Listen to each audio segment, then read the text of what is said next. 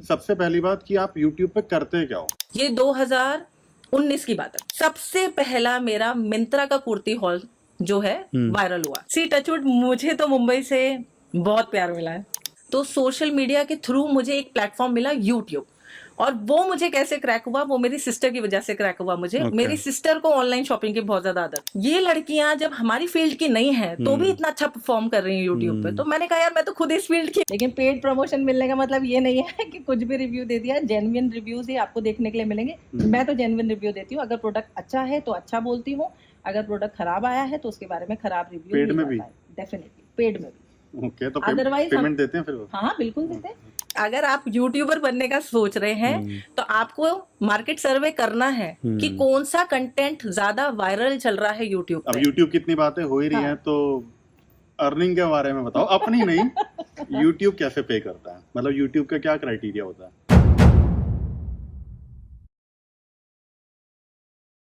Hi guys, welcome back to my channel. तो आज के इस पॉडकास्ट में हम बात करेंगे एक मॉडल टर्न्ड यूट्यूबर से और जानेंगे यूट्यूब के इनसाइट्स। तो आइए इस पॉडकास्ट को शुरू करते हैं।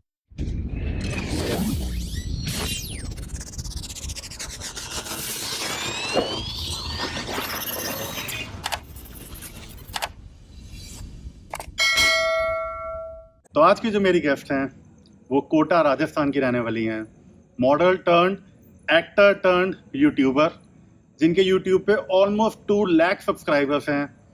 And here she is Preena Jhamp. Welcome to the podcast. Thank you so much कि क्या आपने मुझे हाल? इस पॉडकास्ट पे बुलाया है।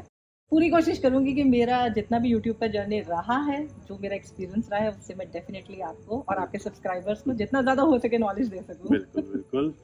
तो अपने बारे में बताओ सबसे पहले, हाउ आर यू? कैसा लग रहा है आज आउटडोर शूट करके? बहुत बढ़िया, लोकेशन बहुत अच्छा है, मुझे बहुत पसंद आई लोकेशन। तो हम ऐसे घूमने आए थे, हमने कहा चलो शूट कर लेते हैं।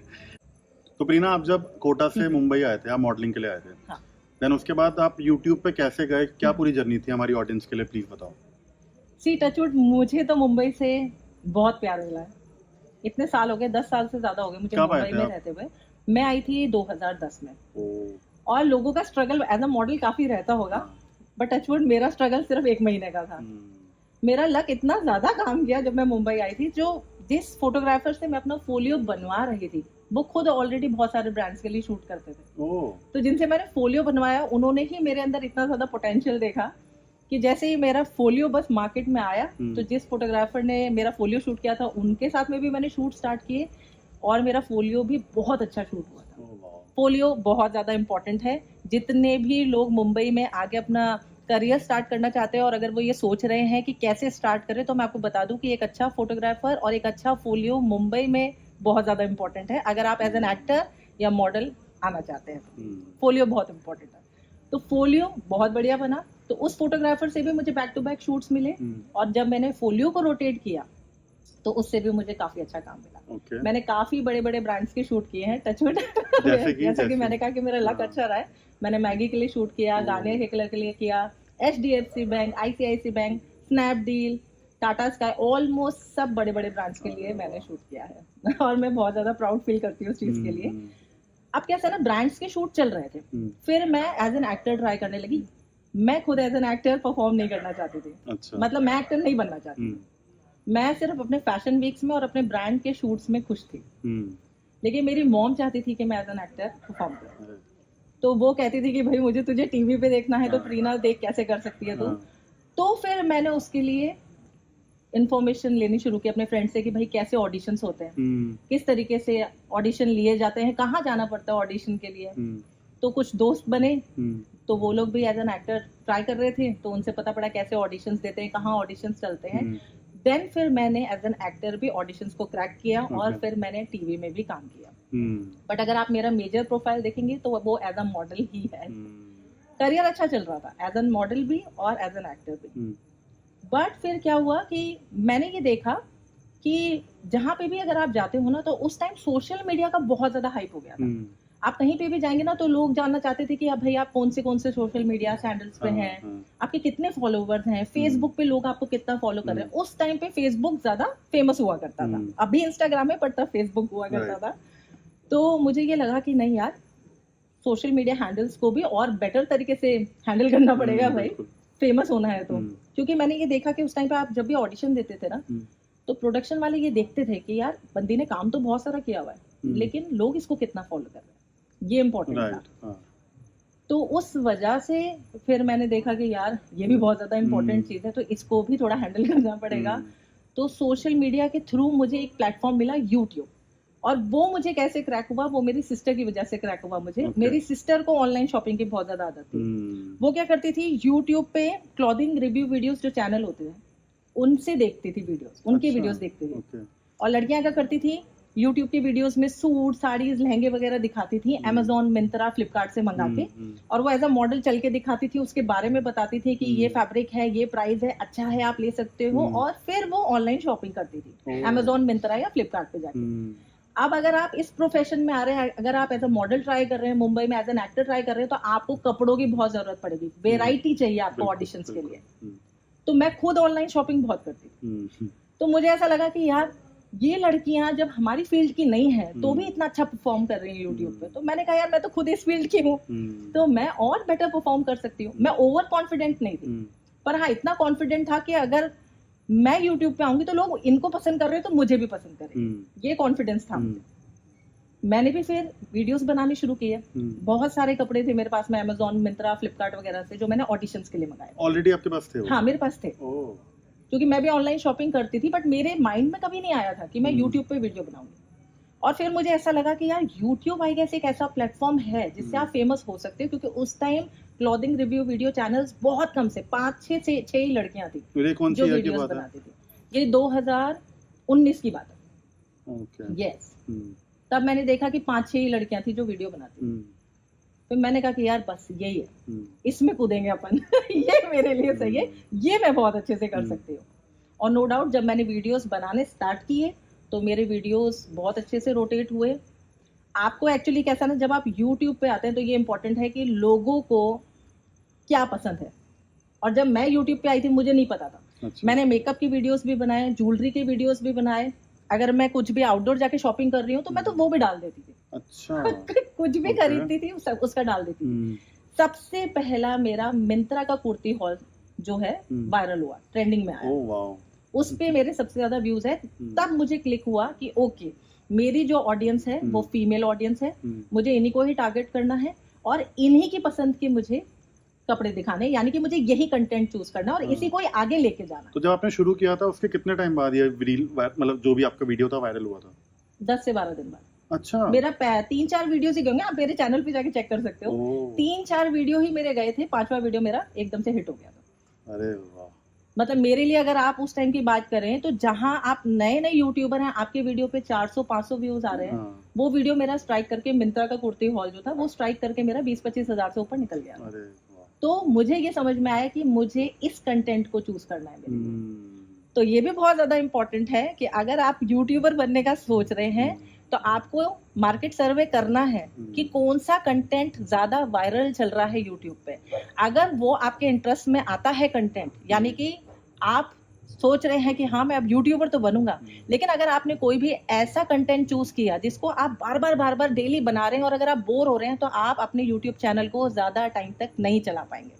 तो आपको मार्केट सर्वे करना है और ऐसा कंटेंट चूज करना है जो आपके इंटरेस्ट में हो, उससे आप लॉन्ग टर्म में भी अपने चैनल को मेंटेन कर पाएंगे। ये इंपॉर्टेंट है। आप मुंबई मॉडलिंग करने आए थे एंड फिर वहां से जो आपने ये स्टेप लिया तो आप मॉडलिंग अभी भी कंटिन्यू कर रहे हो? आपने छोड़ दी बिल्कुल? नहीं, मैं मॉडलिंग अभी भी कंटिन्यू कर रही हूँ। ओके, हाँ। बट उस टाइम पे ये होगा कि आप फुल टाइम नहीं कर पा रहे क्योंकि हाँ। यूट्यूब को भी इक्वल टाइम, Obviously, इक्वल हाँ, शायद देना पड़ता यूट्यूब है। की शायद ज्यादा टाइम देना पड़ता है देना पड़ता क्योंकि उसकी मेकिंग फिर पूरा पोस्ट प्रोडक्शन एंड ऑल, तो बिल्कुल। उसमें ज्यादा टाइम जाता है। तो वो जो स्टेप था वो लेना कि यार मॉडलिंग शायद थोड़ी हैम्पर हो जाएगी, सबके दिमाग में होता है, डाउट तो होता है, तो वो आपने वो स्टेप कैसे लिया? क्योंकि बहुत लोगों का होता होगा कि हमें भी अलग फील्ड ट्राई करनी है, हमें भी यूट्यूब ट्राई करना है, लेकिन हम ये नहीं छोड़ सकते।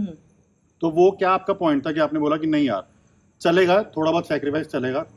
वो एग्जैक्ट डे क्या था आपने बोला कि नहीं यार चलेगा मेरे को, अब यूट्यूब भी करना है? अब यूट्यूब ही करना है। सी आप सब लोगों को पता ही होगा कि अभी बीच में क्या प्रॉब्लम आई थी, पैंडेमिक आया था, हाँ, सबको पता है। हाँ, तो पैंडेमिक आने से 5 से 6 महीने पहले ही बस मैंने अपना चैनल शुरू किया था। और सच बात बता रही हूँ, सिर्फ ये सोच के शुरू किया था कि ये मेरे करियर में हेल्प करेगा। अगर मैं किसी भी प्रोजेक्ट के लिए, बड़े प्रोजेक्ट के लिए अगर मैं सिलेक्ट होती हूँ, तो भाई मैं उनके सामने ये यूट्यूब का भी प्रोफाइल रख सकती हूँ कि देखिए मेरे यहाँ पे भी इतने फॉलोवर्स हैं, इतने लोग मुझे फॉलो करते हैं, यानी कि मेरा फेस काफी ज्यादा पॉपुलर है, तो आप मुझे आपके प्रोजेक्ट के लिए सिलेक्ट कर सकते हैं। लेकिन जब पैंडेमिक आया तो क्या हुआ, सब लोगों के काम बंद हो गए, आपको भी पता है, सब लोग घर पे थे, और 5 से 6 महीने बाद लोगों ने ऑनलाइन की तरफ ज्यादा रुख किया। लोगों ने ऑनलाइन ही शॉपिंग करनी शुरू की। आपको पता है सारी शॉप्स बंद थी, सब कुछ बंद था, कोई बाहर जाके कुछ नहीं खरीद सकता था। अब फीमेल्स को बहुत सारी चीजों की रिक्वायरमेंट तो तब भी पड़ती है तो वो आई, ज्यादा से ज्यादा ऑडियंस पैंडेमिक के टाइम पे यूट्यूब पे आई।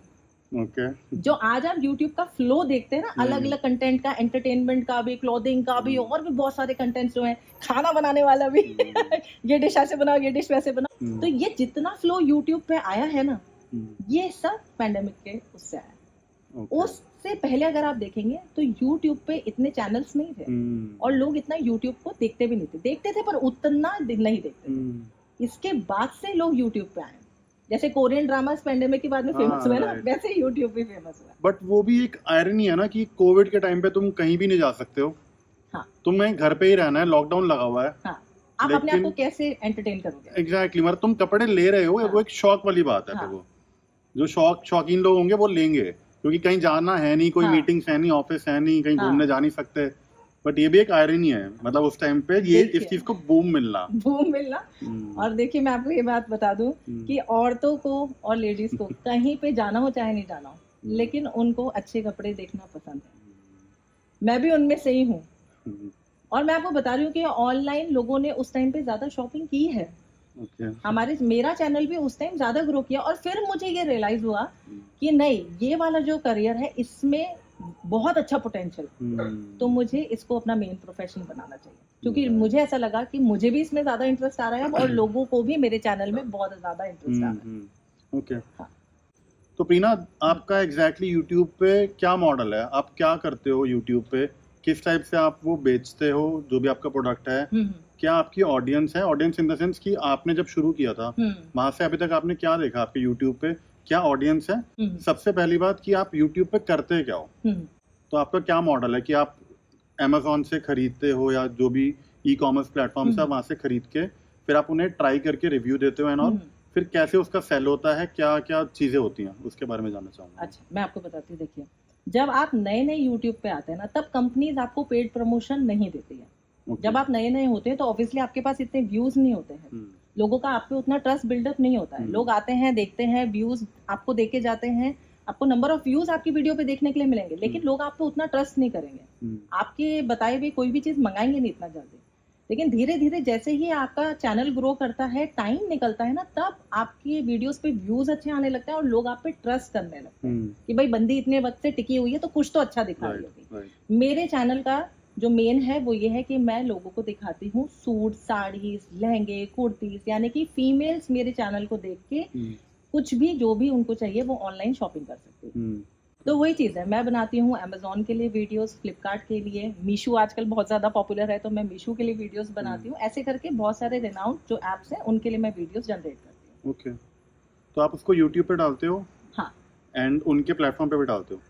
जो नहीं, नीचे हम उनके प्लेटफॉर्म पे नहीं डालते, हम सिर्फ हमारे यूट्यूब पे डालते हैं। ठीक है। और ये अब कैसा है ना, जैसे चैनल ग्रो हो गया है तो अभी पेड प्रमोशंस भी रहते हैं, यानी कि कई कंपनीज पैसे देके भी वीडियोस बनवाती हैं, और कुछ ऐसे भी प्लेटफॉर्म्स हैं जो सिर्फ एफिलिएशन पे चलते हैं। हाँ, यानी कि आपने, जैसे मैंने एक कुर्ती दिखाई अपने वीडियो में, आपको वो बहुत पसंद आई, आपने अगर वो कुर्ती खरीदी तो आपके पैसों पे कुछ कमीशन मुझे मिल जाएगा। उसके लिए आपको लिंक डालना होता है? उसके लिए हमें लिंक्स जो है वो चेंज करके डालने होते हैं, और उसके लिए अलग अलग एप्स होते हैं, उनसे लिंक्स जो है वो कन्वर्ट करते हैं और फिर हम उन्हें डिस्क्रिप्शन में बेसिकली वो कमीशन बेसिस पे हो गया। हाँ जी, एफिलिएशन हो गया। ओके, तो पेड प्रमोशन भी रहते हैं, कमीशन बेसिस भी रहते हैं। और अगर आपका चैनल बहुत ही बूम पे है, यानी कि बहुत अच्छा चल रहा है, हाई पे, तो डेफिनेटली आपको सारे पेड प्रमोशंस ही मिलेंगे।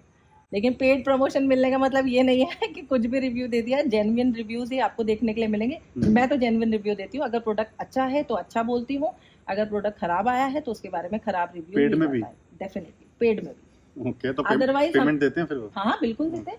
हमारा मतलब कॉल बहुत क्लियर है कि हमारे पास में जैसे ही स्टफ आया, अगर मुझे लगता है कि उसमें खराबी है तो या तो मैं क्लाइंट को ये बोल देती हूँ कि भैया आप आपका कपड़ा वापस उठा लीजिए, हम नहीं बना सकते इसका वीडियो। और अगर वो कहते हैं कि मैम हमें चलेगा, आप अपना जेन्युइन रिव्यू दीजिए, तो जो कपड़ा अच्छा है उसके लिए अच्छा बोलेंगे, जो बुरा है उसके लिए बुरा बोलेंगे, चाहे पैसे मिल रहे हैं। ओके, हाँ वो क्लियर। बट आपका मॉडल फिर क्या होता है कि चलो आपने रिव्यू डाल दिया यूट्यूब हाँ, पे, ठीक है। फिर लोग आपको कैसे रीच आउट करते हैं उसके लिए? यूट्यूब पे वीडियो देख के आप कॉल करते हैं नंबर पे, और नहीं, एक तो हो गया एफिलिएशन। एफिलिएशन सी, हम चाहे पेड वीडियो बनाएं चाहे कमीशन बेस बनाएं, सभी आउटफिट्स के जो लिंक्स हैं वो डिस्क्रिप्शन बॉक्स में रहते हैं। यूट्यूब की वीडियो के नीचे डिस्क्रिप्शन बॉक्स होता है, उसमें सब प्रोडक्ट्स के लिंक रहते हैं, वहीं से क्लिक करके वो डायरेक्टली ऐप पे जाते हैं और अपना ऑर्डर जो है प्लेस करते हैं। ये चीज़ है। ओके, ठीक है। एंड मुझे पता है कि आप इंस्टाग्राम पे इतने एक्टिव नहीं हो, मैं नहीं हूँ। तो क्यों? मतलब आज के टाइम पे देखा जाए तो इंस्टाग्राम बहुत ही ज्यादा प्रोफेशनली तो बहुत ही ज्यादा आगे चला गया। सही बात। बहुत लोग अर्न कर रहे हैं उससे, यूट्यूब से भी कर रहे हैं नो डाउट, बहुत ज्यादा ही कर रहे हैं, बट इंस्टाग्राम भी आज के टाइम पे है, बहुत ज्यादा फेमस है। पहली चीज यही पूछी जाती है कि तुम्हारा इंस्टाग्राम हैंडल क्या है, हाँ, राइट। चाहे वो कोलैब्स हो गए या फिर जो भी बहुत चीजें होती हैं, तो इंस्टाग्राम क्यों नहीं? मैं सही बात बताऊं तो मुझे इंस्टाग्राम के लिए टाइम नहीं मिल रहा है, क्योंकि मैं यूट्यूब पे ज्यादा फोकस करके बैठी हूँ। ऐसा नहीं है कि मुझे इंस्टाग्राम पसंद नहीं है, बट मुझे उसके लिए कंटेंट जनरेट करने के लिए टाइम नहीं मिल रहा है, क्योंकि मेरा पूरा फोकस जो है वो एज एन एक्टर या एज एन मॉडल ऑडिशंस पे है, या फिर मेरे यूट्यूब पे है। ओके, ये चीज है, तो उसके लिए मुझे टाइम नहीं मिल रहा है। अदरवाइज इंस्टाग्राम से कोई बैर नहीं है भाई, पसंद है मुझे, मैं भी रील्स स्क्रॉल करती रहती हूँ, देखती रहती हूँ तो कौन प्लान कैसे है नाच रहा है, इंस्टाग्राम क्या का कर या रहा नहीं है? है। अभी तक तो नहीं नहीं है। है, चलो ओके। अब यूट्यूब की इतनी बातें हो ही रही हैं, तो अर्निंग के बारे में बताओ, अपनी नहीं, यूट्यूब कैसे पे करता है, मतलब यूट्यूब का क्या क्राइटेरिया होता है? मोनेटाइज स्टार्टिंग से बात करते हैं, मोनेटाइज कैसे होता है यूट्यूब, एंड अर्निंग कैसे होती है उसके बाद? सी, मोनेटाइजेशन के लिए जैसे आपको ना 1000 फॉलोवर चाहिए, सब्सक्राइबर्स, हाँ सब्सक्राइबर्स चाहिए, 10,000 लाइक्स चाहिए, जो हमारे टाइम का ना, अच्छा। आपको चेंज हुआ तो मुझे आइडिया नहीं है। ये दो चीजें तो मैंडेटरी हैं कि ये तो होने ही चाहिए। ओके, हाँ, 1000 सब्सक्राइबर, 10,000 लाइक्स उस टाइम होने चाहिए थे, और व्यूज तो ऑब्वियसली इंपॉर्टेंट है इसे, कि कुछ तो व्यूज दिखने चाहिए। राइट, व्यूज का भी कुछ क्राइटेरिया, अगर वो कंप्लीट हो जाता है तो देन फिर आपका मोनेटाइज हो जाता है। ओके। एंड अर्निंग कैसे होती है उसके बाद? क्या व्यू के हिसाब से होता है या सब्सक्राइबर के हिसाब से होता है? सब्सक्राइबर के हिसाब से कोई अर्निंग नहीं होता। अच्छा, बहुत सारे लोग हैं जो यूट्यूब पे बहुत सारे सब्सक्राइबर्स लेके बैठे हैं, लेकिन जो भी अर्निंग होता है वो डॉलर के थ्रू होता है, और डॉलर आपको तब जनरेट होगा जब व्यूज आएंगे। आपका वीडियो चलेगा, जैसे आप व्यूवर हो, आपने मेरा वीडियो देखा, आप देख रहे हो, आपका इंटरेस्ट एकदम बिल्डअप है कि यार स्टार्ट से एंड तक देखना है। अब स्टार्ट में भी ऐड आएगा, लास्ट में भी ऐड आएगा, बीच में भी बहुत सारे ऐड आएंगे। ओके, अगर आप स्किप नहीं करते हैं मेरे वीडियो को और उस ऐड को भी स्किप नहीं करते हैं, तो जितने एड्स बीच में आएंगे जो आपने देखे उसका मुझे पैसा मिलेगा, यानी कि डॉलर मिलेगा। अगर आपने स्किप कर दिया तो नहीं मिलेगा। ओके, तो वो इम्पोर्टेंट है कि लोग ज्यादा से ज्यादा हमारा वीडियो देखें। हम चाहते हैं कि हमारे वीडियो का कंटेंट इतना इंटरेस्टिंग हो कि लोग स्टार्ट में आए हैं तो एंड तक जाएं, ताकि वो बीच में जितने भी एड्स देखें उनका डॉलर हमें मिले। मतलब उससे कोई फर्क नहीं पड़ता कि अगर समझो कि 1000 व्यू आ रहे हैं, उससे कोई देखा जाए तो उससे कोई फर्क नहीं पड़ेगा, अगर तुम स्टार्ट करके छोड़ दो वीडियो, वो भी व्यू काउंट होगा। हाँ, व्यू तो डेफिनेटली काउंट होगा, लेकिन उससे पैसा नहीं आएगा। ऐड चलेगा तो पैसा आएगा। ऐड चलना जरूरी है ना? ओके, क्योंकि बहुत बार बोला जाता है ना कि ये वीडियो इससे चलवा दो, इससे चलवा दो, लेकिन ऐड का है, ये तो है। बाकी अगर हम यूट्यूब जर्नी पे वापस आते हैं, तो आपको क्या लगता है कि सबसे ज्यादा बिगेस्ट चैलेंज आपको क्या लगा अभी तक, जो आपकी अभी जर्नी रही है 5-6 साल की ऑलमोस्ट यूट्यूब की, तो उसमें सबसे बड़ा चैलेंज क्या था आपके लिए, या डेली बेसिस पे क्या चैलेंजेस होते हैं आप जो वीडियोस बनाते हैं? मेरे हिसाब से ना कंसिस्टेंसी बहुत ज्यादा इंपॉर्टेंट है, यही सबसे बड़ा चैलेंज है। आज आपने, जैसे आपका चैनल पॉपुलर हो गया, फिर क्या हुआ, अब आपको लग रहा है यार अब तो मेरा चैनल पॉपुलर हो गया, अब तो ठीक है, अब तो व्यूज आ रहे हैं, अब क्या जरूरत है इतने ज्यादा वीडियोस डालने की, तो आपका चैनल 2 महीने बाद डेफिनेटली डाउन चला जाएगा, क्योंकि आपकी नंबर ऑफ वीडियोस से एल्गोरिदम सेट हुई है। राइट, अगर आप उतने नंबर ऑफ वीडियोस नहीं डालेंगे तो 2 महीने बाद उसका रिजल्ट आपको दिखेगा कि चैनल आपका डाउन आ रहा है, फिर आपको व्यूज नहीं मिल रहे हैं। व्यूज नीचे जाएंगे तो डेफिनेटली डॉलर भी आपका नीचे जाएगा। ये तो आप ऑलमोस्ट, अब तो जो यूट्यूबर नहीं है उनको भी पता है, अगर आपका $100 हर मंथ का नहीं हो रहा तो यूट्यूब आपको सैलरी पे नहीं करेगा जब तक आपका $100 नहीं होगा। मिनिमम है वो? हाँ, मिनिमम है। $100 से क्रॉस होगा तो ही यूट्यूब आपको सैलरी देगा, उसके नीचे गया तो फिर नहीं, जब तक $100 नहीं होगा सैलरी नहीं आएगी भाई। एंड उसके लिए चाहे वीडियोस डालनी ही चाहे 2 महीने भी निकल जाए। राइट, उसके लिए कंसिस्टेंट होना बहुत जरूरी है। अगर आप व्यूज सिंपल सी बात है, देखो ऐसा नहीं है कि 16,000 व्यूज आए तो $16 मिल गया, ऐसा नहीं है।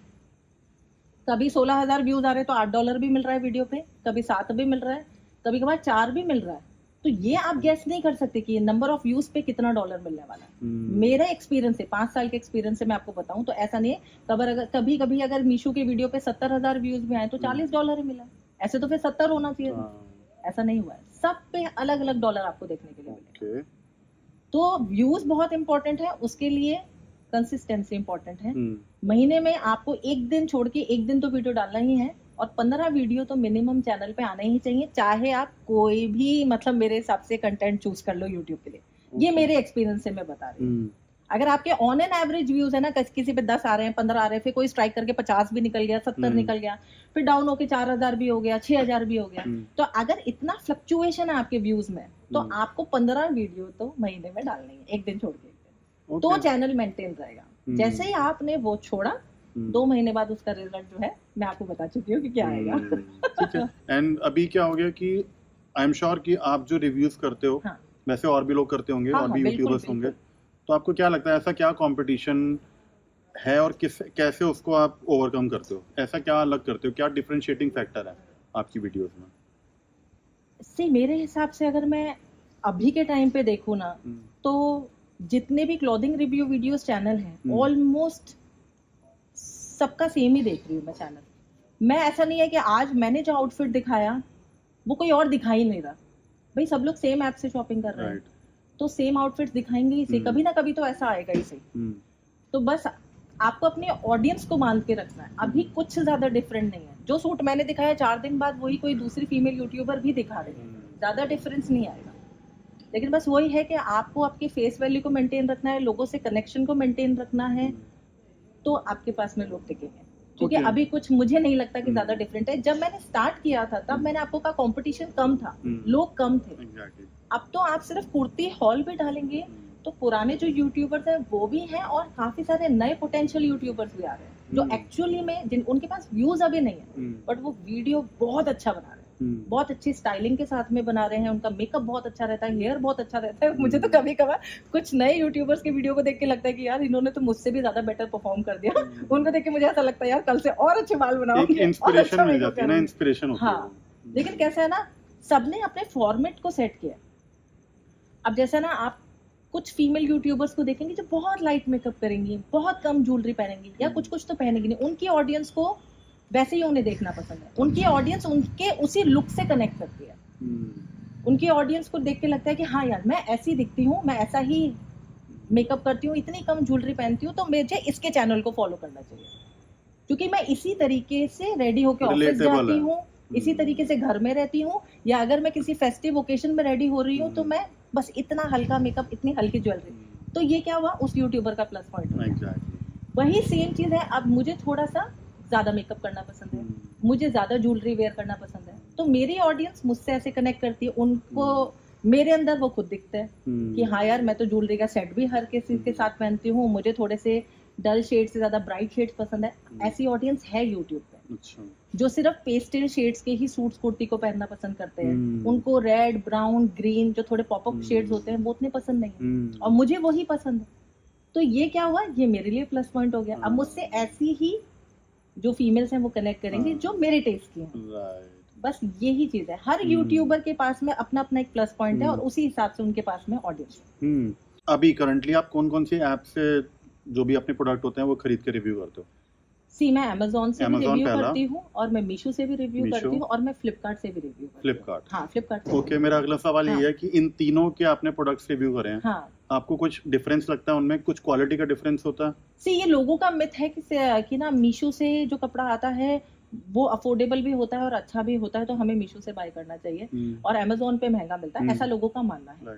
लेकिन मेरे हिसाब से अमेज़न भी उतना ही अच्छा ऐप है जितना मीशो है। कोई भी ऊपर नहीं है, कोई भी नीचे नहीं है। अगर शॉपिंग करते टाइम आपको स्मार्ट रहना जरूरी है। आपको पता होना चाहिए कि आपका मेजरमेंट क्या है, कौन सा ब्रांड आपको सूट कर रहा है, कौन से ब्रांड का फिट आपको सूट कर रहा है, और आपको किस में शॉपिंग करना है। अब Amazon पे भी ऐसे कई ब्रांड्स हैं जो अफोर्डेबल भी हैं, उनका फिट भी बहुत अच्छा है और उनके फैब्रिक्स का क्वालिटी भी बहुत अच्छा है, तो लोगों को फिर Amazon अच्छा लगता है। और जो लोग मीशो से शॉपिंग कर रहे हैं, जिनका एक्सपीरियंस मीशो से अच्छा चल रहा है कि हाँ भाई मैं तो 500 550 रुपए दे रही हूँ और सूट की क्वालिटी तो उनकी एक्सपेक्टेशन जितनी अच्छी आ रही है, तो उनके लिए मीशो अच्छा हो गया है। Okay. दोनों ही ऐप अच्छे, मेरी नजर में सब ऐप अच्छे हैं, लेकिन जैसा आपको पसंद आए वैसा आपके पसंद आए, वही वाली बात है। बट वही बात है पीना कि आपको क्या लगता है कि मीशो पे हम्म, चीजें कंपैरेटिवली सस्ती क्यों है? क्योंकि आपने तीनों प्लेटफॉर्म देखे हैं। नहीं, मैं आपको वही कहना चाह रही हूँ, Amazon पे भी चीजें सस्ती हैं, लेकिन ये सिर्फ टेस्ट की बात है।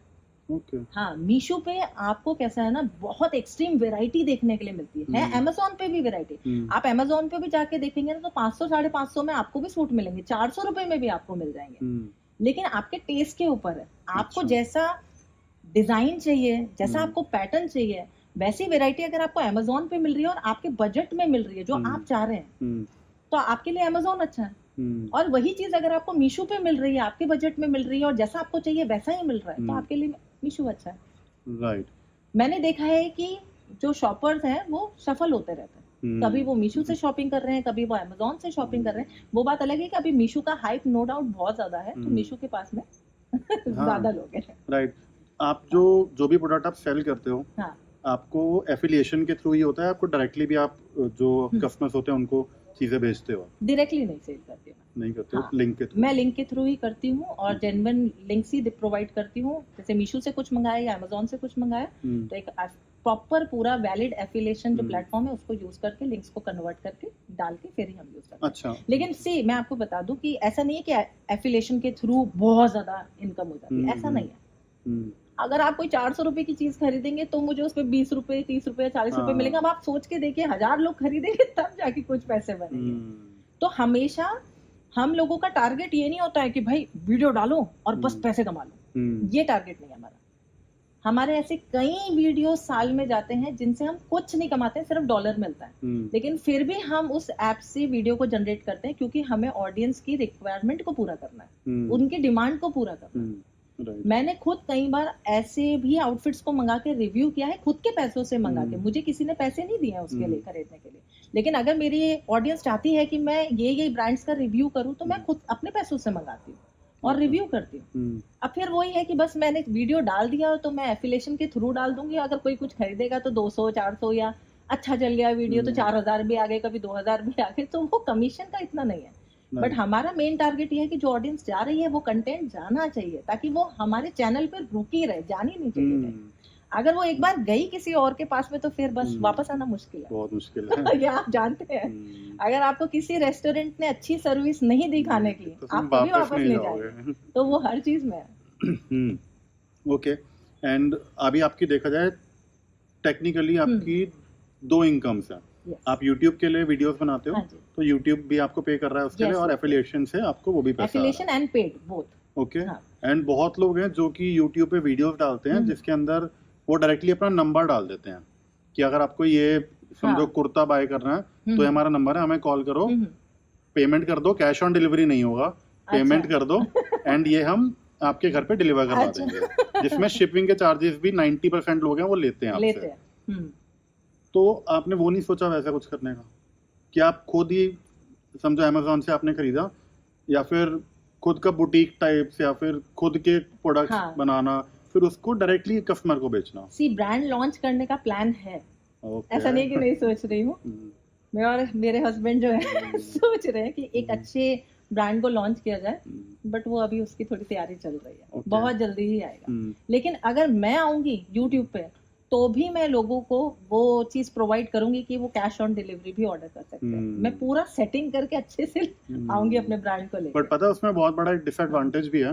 कैश ऑन डिलीवरी में लोग क्या करते हैं, वो आपको ऑर्डर दे देते हैं, बाद में आपने अपने पैसे से शिपिंग करवा दी, वो या तो फ्रॉड एड्रेस निकलेगा, वो वहाँ पे होंगे ही नहीं, जो पंगे लेने वाले लोग होते हैं वो वहाँ पे मिलेंगे नहीं आपको, मिल भी गए तो वो ऑन द स्पॉट मना कर देंगे लेने से। अब इसमें किसका नुकसान हुआ? सेलर का।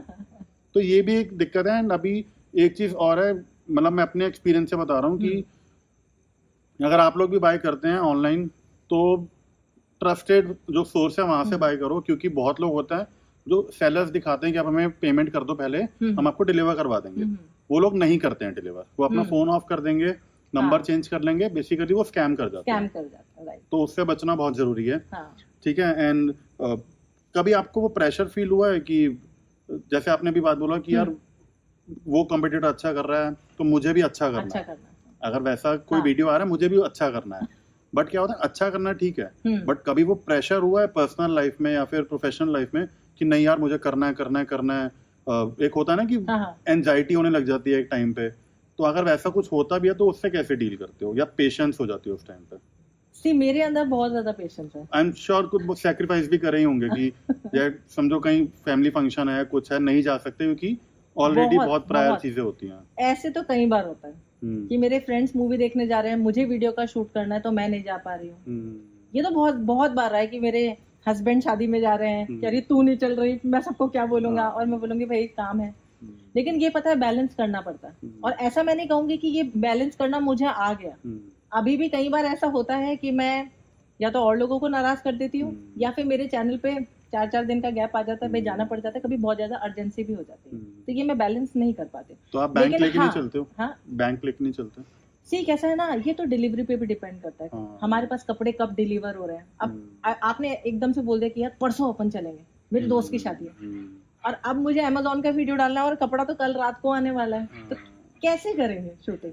तो कभी कभार ऐसी चीजों की वजह से ब्रेक आता है चैनल पे, लेकिन हमारी कोशिश पूरी रहती है कि हम चैनल पे ब्रेक ना आने दें। ये चीज जरूर है। हाँ, कॉम्प्रोमाइज डेफिनेटली करना पड़ता है, बहुत सारे स्पेशल ओकेजन्स को छोड़ना पड़ता है, क्योंकि अगर आपने कोई बिजनेस खोला है तो आप उसे अपना 100% तो दोगे ना। उसी तरीके से सेम चीज है कि अगर हमने किसी प्रोफेशन में अपने आप को रखा है, जंप किया है, तो उसको मेंटेन तो करना ही पड़ेगा ना। आपकी मुझसे इतनी ज्यादा एक्सपेक्टेशन है, आप वेट कर रहे हैं कि यार कल प्रीना का, जैसे आप इससे पहले आपने जो सवाल पूछा था उसका जवाब देती हूँ। कई यूट्यूबर्स अपने चैनल पे टाइम को सेट रखते हैं कि मेरा हर एक दिन छोड़ के एक दिन 5 बजे वीडियो आएगा या 6 बजे शाम को वीडियो आएगा, या कुछ लोग सुबह 11 बजे डाल देंगे या 12 बजे डाल देंगे। तो आपका तो कोई वेट कर रहा है ना। फिर आप अगर उनका ध्यान नहीं रखोगे तो कैसे चलेगा? वो चीज है। पहले मेरे चैनल पे भी टाइम था, मैं शाम को 5 बजे वीडियो डालती। अच्छा। लेकिन जब मैंने इन सब चीजों से डील करना शुरू किया ना कि नहीं यार और चीजों के लिए भी टाइम निकालना पड़ेगा, वर्क प्रेशर के चक्कर में मैं दूसरी चीजों को टाइम नहीं दे पा रही हूँ और बैलेंस नहीं हो पा रहा किसी तरीके से, तो फिर मैंने वो टाइम जोन छोड़ा। अब मेरा ये है कि कभी भी वीडियो आ जाता है, कभी 12 बजे भी आ रहा है, दोपहर में 2 बजे भी आ रहा है, पर मैं डालती हूँ वीडियो। जो नंबर ऑफ वीडियोस का काउंट मैंने सोच रखा है उतना मैं डालती हूँ, बट अब टाइम फिक्स नहीं है। और एंजाइटी की अगर आप बात करें तो भाई हमें एंजाइटी होती है कि यार ओ माय गॉड 2 दिन हो गए मेरा वीडियो नहीं गया, ओ ये हो गया वो हो गया। एंजाइटी वर्क प्रेशर की है कि यार अब 4 दिन हो गए, अब वीडियो डालेंगे तो चलेगा नहीं, अब व्यूज नहीं आएंगे यार, अब क्या करेंगे?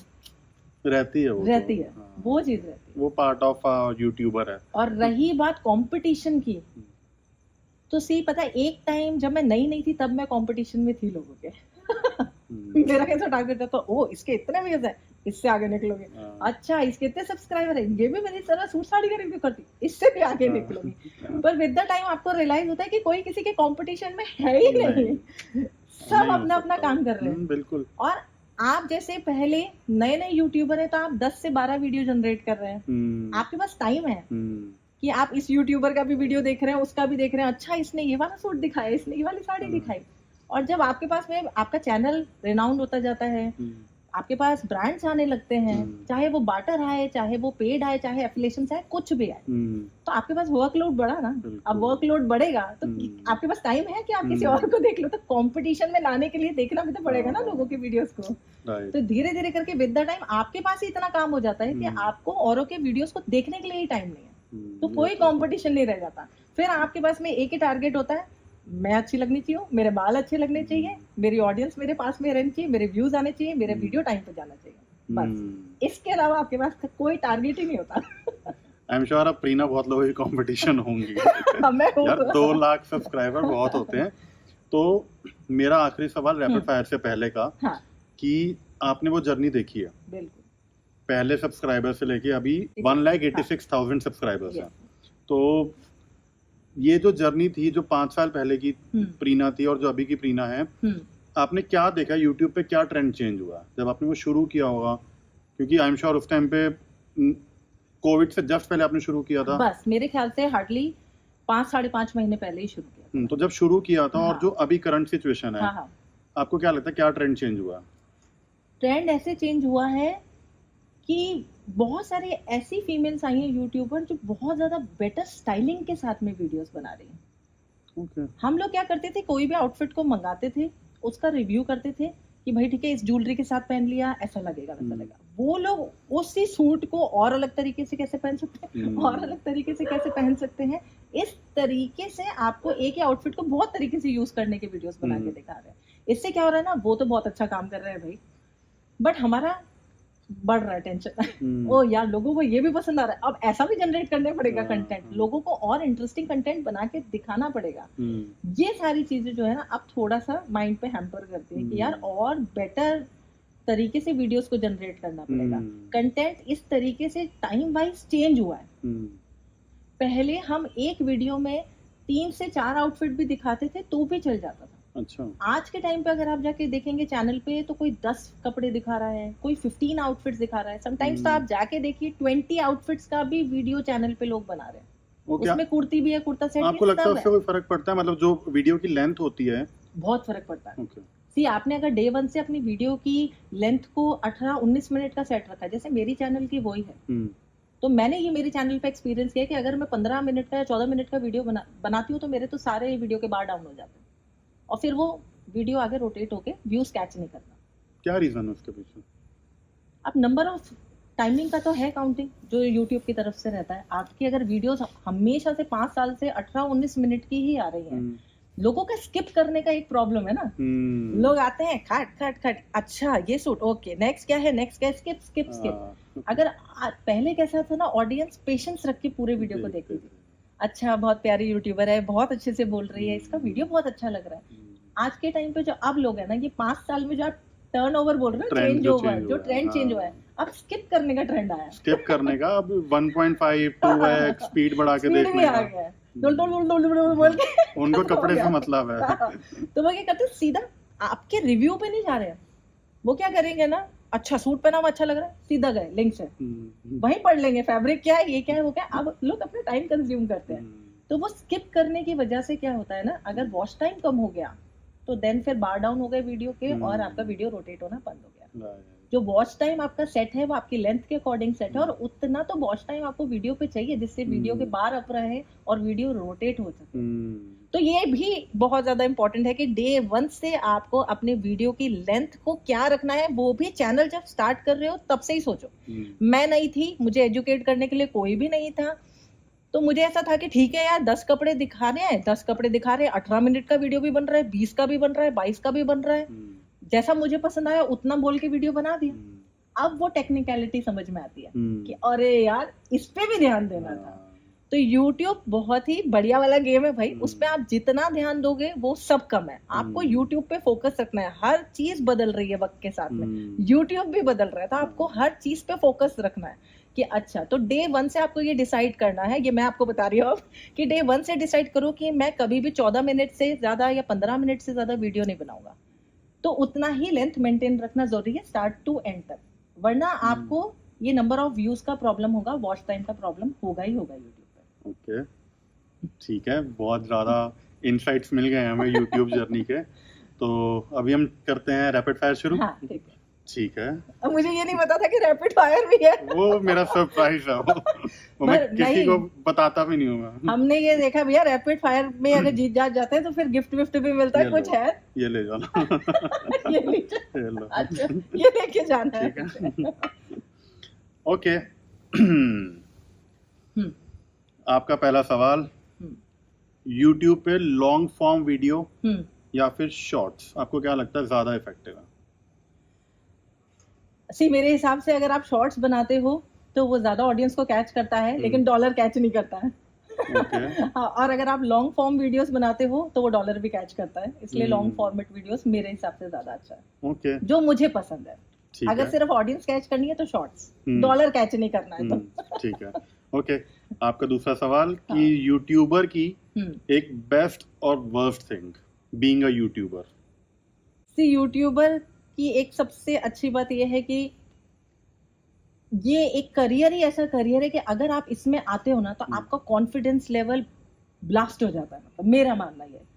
अगर आप इसमें अपना 100% दोगे ना तो आपको ये 200% रिजल्ट देगा। बिल्कुल। तो ये तो यूट्यूबर का प्लस पॉइंट है, आप जितना दोगे उससे बेहतर आपको ये लेके जाएगा। कॉन्फिडेंस कॉन्फिडेंस आपका इतना ज्यादा बिल्डअप हो जाएगा कि अगर आपके सामने 1000 लोग भी बैठे ना तो आपको सोचने की जरूरत नहीं है। ये आपको इतना ज्यादा कैमरा फ्रेंडली बना देगा और लोगों के सामने परफॉर्म करने के हिसाब से बना देगा कि आपके सामने 2000 लोग भी है ना तो आपको घबराहट नहीं होगी कि ओ भाई अब मैं कैसे बोलूंगा।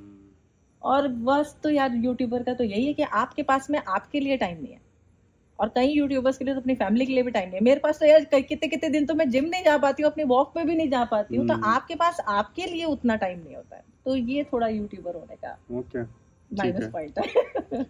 ठीक है, आपका तीसरा सवाल, हाँ। आपका फेवरेट यूट्यूबर जिसकी वीडियोस चलो आप देखते थे या आप अभी भी देखते हो? मेरी फेवरेट यूट्यूबर मेरी बेस्ट फ्रेंड ही है, संयुक्ता पाटिल। उसके चैनल का नाम है पिंक्स हाउस। और जब से मेरा चैनल मैंने लॉन्च किया था 1-2 महीने बाद से ही वो मेरी फ्रेंड थी, और आज 5 साल हो गए वो मेरी बहुत अच्छी फ्रेंड है। तो मुझे अपने अलावा देखना पसंद है तो उसके वीडियोस देखना पसंद है। और एक और है एक्चुअली मैं ऐड ऑन करना चाहूंगी, पूजा है मेरी फ्रेंड, उसके चैनल का नाम है फैशनेबल पूजा। वो भी मेरी बहुत अच्छी फ्रेंड है, एंड ये दोनों भी जेन्युइन रिव्यूज देते हैं आउटफिट्स पे। तो आप चाहे तो उनके चैनल को भी फॉलो कर सकते हैं। भाई पहले मेरे चैनल को कर लेना पर उसके बाद आप एंड में बता देना अपना यूट्यूब। ठीक है गाइस, आपका अगला सवाल। हाँ। जो भी लोग यूट्यूब की जर्नी शुरू करने वाले हैं, हाँ। बीट पॉडकास्ट बीट रिव्यू, उनको आप क्या 3 ऐसी टिप देना चाहते हो जो उनको हेल्प करेंगी अच्छा, अपनी जर्नी में? सबसे पहली बात तो ये, अगर आप किसी और जॉब प्रोफेशन में हैं तो आप अपना जॉब क्विट मत करो। आपको अगर ऐसा है ना कि यार मैं तो अब यूट्यूब में आ गया हूँ और मैं देख रहा हूँ कि लोगों के चैनल बहुत अच्छे चल रहे हैं और व्यूज तो यूं ही आ जाते हैं यूट्यूब पे, तो मैं तो यूट्यूबर बनूंगा और मेरे चैनल पे बढ़िया व्यूज आ जाएंगे तो मैं अच्छे पैसे कमा लूंगा और मैं अपनी जॉब छोड़ देता हूँ। तो ये आप कभी भी मत करना। आप आपके जॉब के साथ में नंबर ऑफ वीडियो स्टार्टिंग में ज्यादा डालने की जरूरत नहीं होती है, मोनेटाइजेशन तक के लिए भी तो आप 8-10 वीडियो भी डालोगे तो भी चलेगा, वो भी व्यूज कैच करते हैं। तो आप अपने जॉब को भी मेंटेन करो, साथ साथ यूट्यूब को भी मेंटेन करो, और जब आपको लगे कि मोनेटाइजेशन हो गया और बहुत अच्छे आपको व्यूज आ रहे हैं, डॉलर अच्छा जनरेट हो रहा है, तब आप इसको अपने मेन प्रोफेशन में लेके आओ। अगर आप आपकी जॉब को फिर छोड़ना चाहो तो छोड़ सकते हो, अगर आपको लग रहा है कि यूट्यूब आपको ज्यादा पेमेंट दे के जा रहा है कंपेरेटिवली जॉब के। तो ये सबसे पहली चीज है। दूसरी चीज, आप अपनी फैमिली को जितना हो सके कैसे भी करके टाइम दो पर दो। मेरे जैसा नहीं होना चाहिए कि भाई कुछ साल मेरे एक्चुअली ऐसे गए हैं जब मैं यूट्यूब में इतना ज्यादा इन्वॉल्व थी कि मैं कहीं अपने फैमिली के बहुत अच्छे अच्छे फंक्शंस में नहीं गई हूँ जहाँ पे लोगों को बुरा भी लगा है कि ये नहीं आई है। ठीक है, आपका अगला सवाल कि आपका सबसे ज्यादा पेमेंट यूट्यूब से कितना आया होगा आज तक? झूठ भी बोल सकते हो, लोग पहचान जाएंगे। आपने बोला ना डॉलर का ही पूछ रहे हैं ना? डॉलर का तो यार वो तो मैंने कई बार 1 लाख से ऊपर भी उठाया। डॉलर? हाँ, अगर इंडियन में कन्वर्ट करें अपना। नहीं डॉलर मतलब 1 लाख इंडियन रुपीस? हाँ अच्छा, बिल्कुल उससे ज्यादा आया है? हाँ हाँ बिल्कुल मैक्सिमम। ओके, एग्जैक्ट में नहीं बता रही है पर चलो मतलब डॉलर अभी एग्जैक्टली नहीं आपको बता सकती, लेकिन कई बार मेरे यूट्यूब से इंडियन रुपीस में अगर अपन बात करें तो 1 लाख से भी ज्यादा सैलरी मेरी आई है। तो यहाँ होता है हमारा पॉडकास्ट खत्म। कैसा लगा आपको? मुझे बहुत अच्छा लगा। बहुत ही रैंडम सा प्लान था हमारा पॉडकास्ट का। हाँ, ये एक्चुअली एकदम से प्लान बना था, बट मुझे ऐसा लगता है कि आपके सारे सवालों के जवाब मैंने ढंग से दे दिए हैं, कुछ छोड़ा नहीं है। ये सवाल मेरे नहीं, ये सवाल मेरी ऑडियंस के है। ठीक है, तो thank you so much time निकालने के लिए। बाकी अभी हम पार्टी करेंगे। चलो, thank you guys, thank you, bye bye. तो ये था मेरा आज का पॉडकास्ट। आई होप आपको ये अच्छा लगा होगा। Please do like, share, comment and subscribe to my YouTube channel, Spotify, Amazon Music and Apple Podcast। मिलते हैं फिर किसी और एपिसोड के साथ। Till then take care, be good.